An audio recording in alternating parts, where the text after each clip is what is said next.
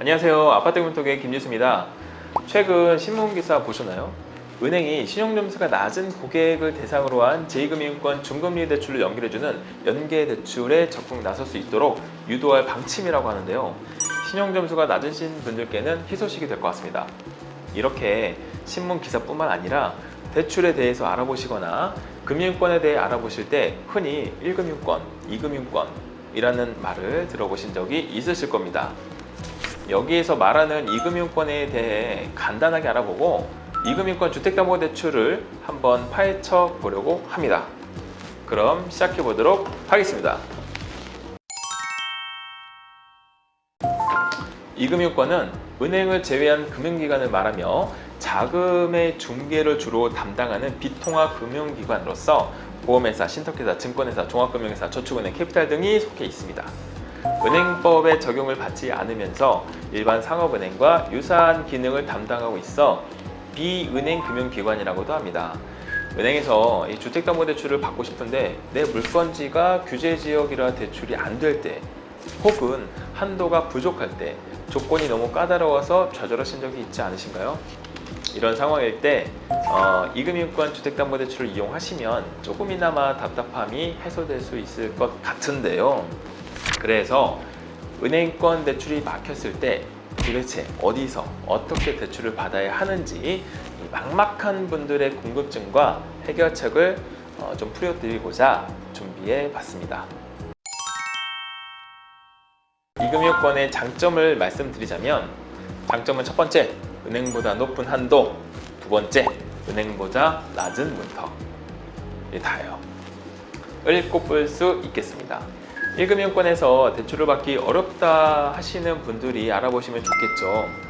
이 과거에는 2금융권에서 대출을 받으면 신용등급이 큰 폭으로 하락하는 경우도 있었는데요. 21년 1월 1일부터 적용된 개인 신용평가 체계 개선안 신용점수제 도입으로 신용점수만을 산정하는 점수제로 전면 전환함으로써 저금리 대출자의 신용점수를 비교적 적게 하락하도록 개선이 되었다고 하니 2금융권에서 대출을 받았다고 해서 신용점수가 크게 떨어질 그런 걱정은 안 하셔도 될 것 같습니다.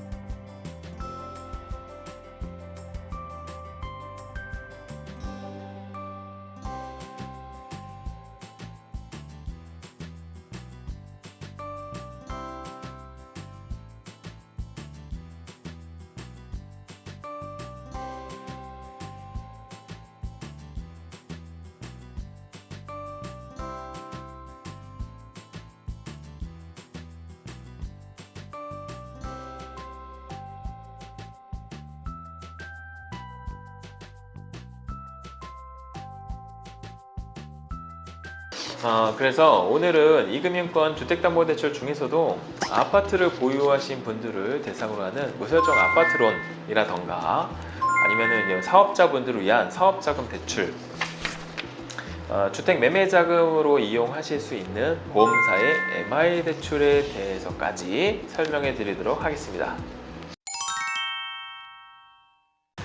2금융권 주택담보대출에 대해 다루면서 무설정 아파트론을 빼놓을 수가 없을 것 같습니다. 이 아파트로 담보대출할 경우 등기부등본에 근저당 설정이 생기는 게 일반적인데요. 그런데 이때 담보로 대출을 할 아파트의 대출 기록, 즉 근저당이 생기는 게 부담스러우신 분들께 추천하는 상품입니다. 이 무설정 아파트로는 본인 명의 및 배우자 공동 명의로 아파트를 소유한 분들을 대상으로 한 신용대출로서 이금융권인 캐피탈과 저축은행 등에서 찾아볼 수 있는 상품입니다. 이 앞서 설명해드린 대로 공동명의일 시에도 진행이 가능하나 단독명의일 때문에 아무래도 한도가 좀 줄어들 수 있으니 대출을 실행하기 전에 해당 금융사에 미리 확인을 해보시길 추천해드립니다. 또한 금융사마다 대출 조건이나 한도, 금리 등이 다를 수 있으니까요. 이 점은 대출하실 때 꼭 참고해 주시길 바라겠습니다. 이번에는 사업자금의 용도로 대출이 필요한 사업자분들을 위한 이금융권 주택사업자금 대출에 대한 내용을 말씀드리겠습니다. 저축은행의 주택담보대출 사업자금 대출은 보유하고 있는 주택을 담보로 대출을 해주는 상품입니다.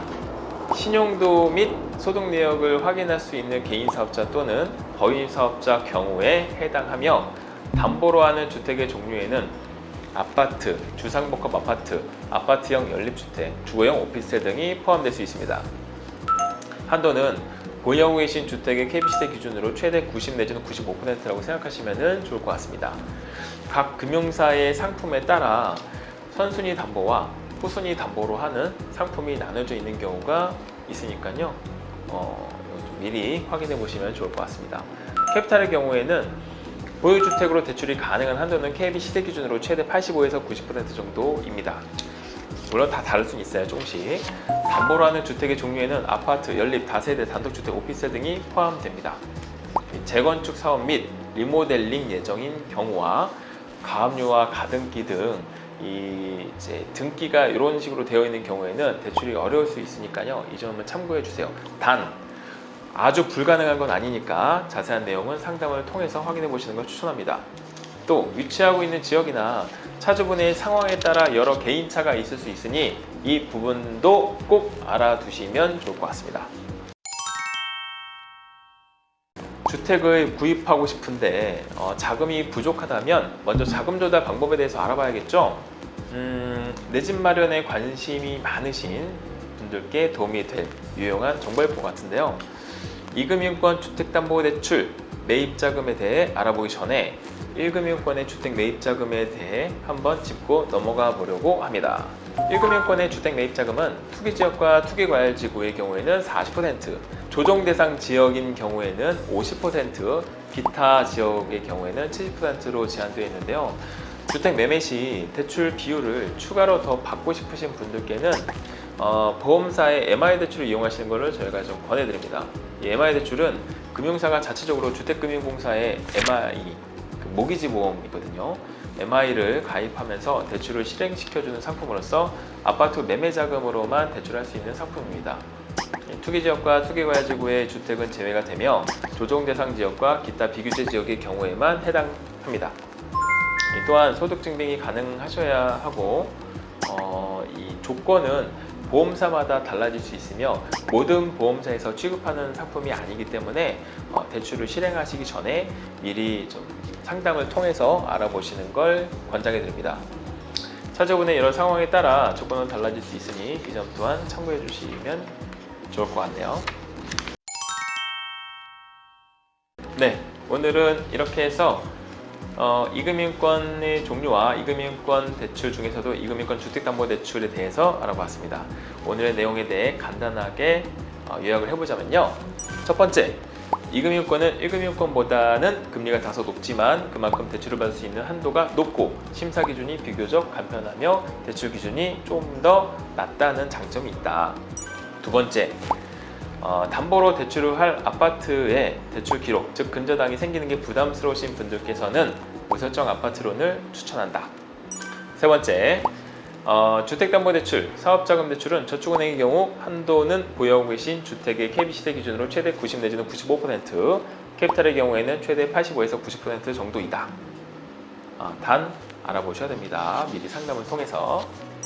네 번째, 조정대상 지역과 기타 비규제 지역의 아파트 매매 시 대출 비율을 추가로 더 받고 싶으신 분들께서는 보험사의 MI 대출을 이용하시는 걸 권장한다.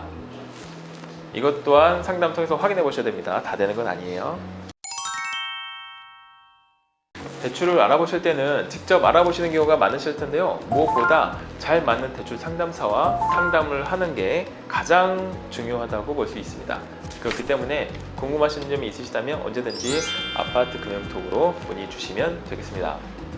여러분의 좋아요와 댓글은 저에게 큰 힘이 되니까요.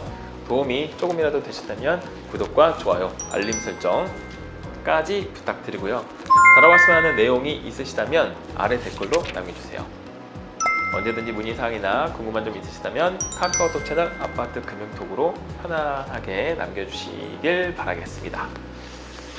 다음번에도 유익한 정보로 찾아오겠습니다. 다음 영상에서 뵙겠습니다. 감사합니다.